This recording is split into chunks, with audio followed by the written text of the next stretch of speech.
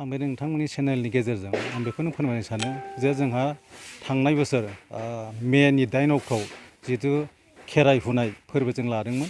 एबारबो जोङो BKWSनि बानजायनायाव जों बोसोरथाम फालिगोन।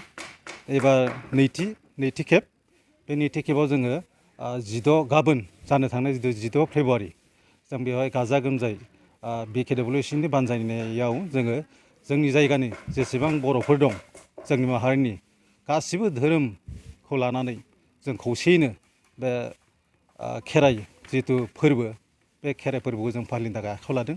आसा खालामो बे खेराइ फोरबो फालिनायाव जाहाथे बयबो जोंनि बर' रायजो राजाफ्रा फैनानै गाजा गोमजायै बाहागो लागोनखौ आं नोंथांमोननि चेनेलनि गेजेरजों बेखौ फोरमायनो सानो।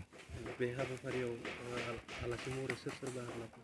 बे हाबाफारियाव जोंहा जोंनि आसामनि स्पिकार मानगोनां मुस्रि बिस्वजित दैमारि बिथाङा जोंनि बे नैथि खेब खेराइ फोरबोआव बिथाङा फैनानै बाहागो लाफैगोन आरो बेजों लोगोसे जोंनि BKWSनि मानगोनां चिफ मिहिनीश्वर बसुमतारी बिथां आरो गासै जोंनि BKWSनि मानगोनां EM बिथांमोनहाबो बेयाव गाजा गोमजायै बाहागो लाफैगोन।